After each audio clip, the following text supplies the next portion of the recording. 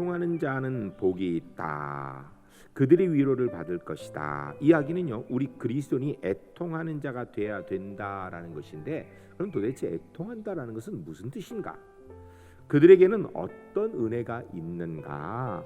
오늘은 본문 말씀을 통하여서 여기에 대한 말씀을 듣고자 합니다. 첫 번째 따라하겠습니다. 애통의 의미. 오늘 본문에 애통하는 자라는 단어는 슬픔은 슬픔인데 단순한 슬픔을 이야기하는 것이 아닙니다. 애통함은 한 가지 특징이 있습니다. 자기 스스로 슬퍼하는 행위입니다.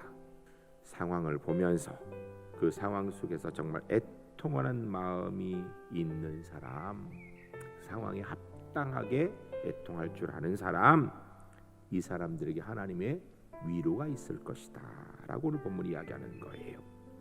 두 번째 따라하겠습니다. 애통의 종류. 자기 자신을 위한 애통입니다. 세상을 바라보면서 애통하는 심령도 필요하지만 자기 자신을 바라보며 하나님 앞에 회개하지 못한 죄로 인하여 회개하며 애통하는 마음 가질 수 있어야 되는 것입니다. 뜨거운 눈물의 회개, 그 애통함, 이게 복되다라는 거예요. 그런데 이 회개는 하나님의 은혜입니다. 성령의 도우심으로 이루어지는 거예요. 단순하게 회개는 심리적 비애 현상이 아닙니다. 돌이켜서 하나님과의 관계 회복이에요. 스스로 살펴 회개하는 애통함, 전 우리 울산제일교회 성도님들에게 이 은혜가 그로 인하여 하나님 주시는 위로를 경험하는 하나님의 백성들이 주 안에 모두 될 수 있기를 주의 이름 간절히 축복합니다. 세 번째 따라하겠습니다. 애통이 주는 유익. 첫 번째는요, 애통은 자기 자신에 대한 진실을 얻게 됩니다. 애통은 사람을 순수하게 만듭니다. 깊은 고독에서 오는 뼈아픈 슬픔, 인생의 인생됨을 정확하게 발견하게 하지요.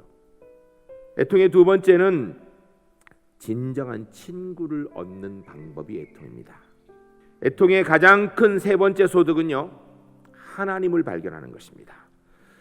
눈물을 흘려보기 전에는 몰랐던 것을 눈물 흘릴 상황에 대해 눈물 흘리게 되면 알게 되는 것입니다.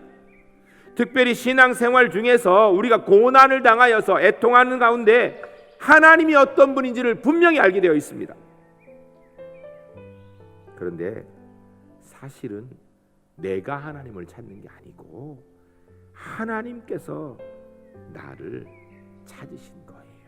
신앙의 첫 번째 단계는요, 심령이 가난한 자예요. 하나님 없으면 안 된다라는 것이죠. 그리 예수 믿게 되는 거예요.